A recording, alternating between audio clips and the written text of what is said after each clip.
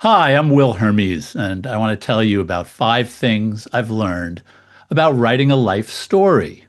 I'm the author of the biography Lou Reed, The King of New York, which I have right here.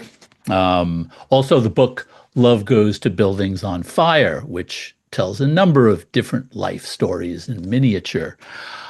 I've been writing stories about people for a really long time, in Rolling Stone, the New York Times Magazine, most recently on my Substack. And I've definitely learned things about that I want to share because they seem quite universal to anyone interested in writing about human beings and in whatever form you're drawn to, whether that's fiction, nonfiction, something in between.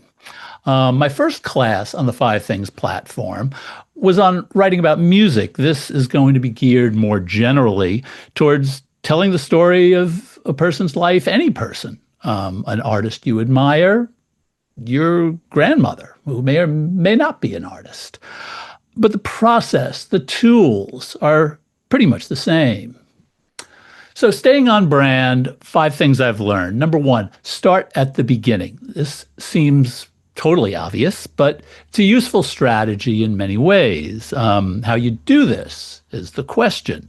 We'll explore that. A lot of good storytelling, I'm sure you know, will shuffle chronology. My Lou Reed biography begins in his final days.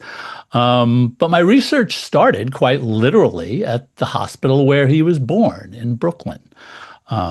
So we'll talk about this. Number two, find out who the person loved and who loves them.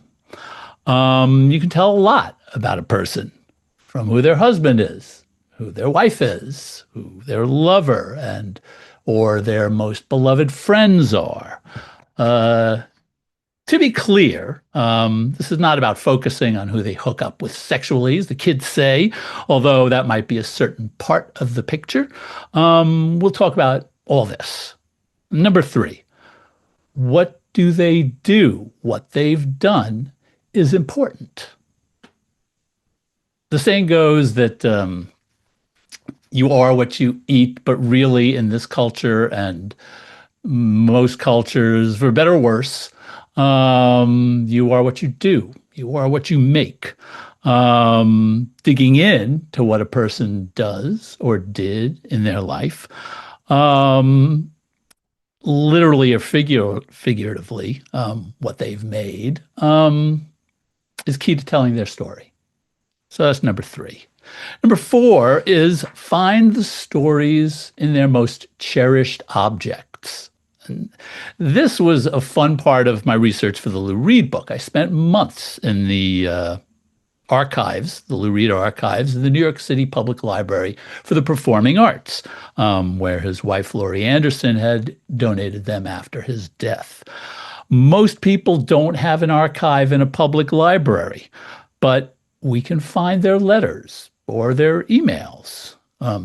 We can look at their playlists, their record collections, their clothes closet, their cookbook library, their tchotchkes, their stories in these objects that are waiting to be told, and that will illuminate your storytelling. Number five, your story. This one's key.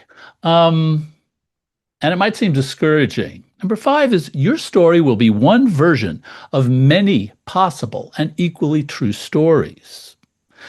There's no such thing as a definitive life story because a life can't be contained in a story. But this isn't really a bad thing. In fact, it can be freeing if you accept the subjective truth of your story. And know that it does not have to be the whole story, the final word, because it can't be. What it has to be, what it must be, is your own story. And that's 5 things that I've learned about writing a life story, maybe even your own. It's going to be a fun class, and I hope you'll join me.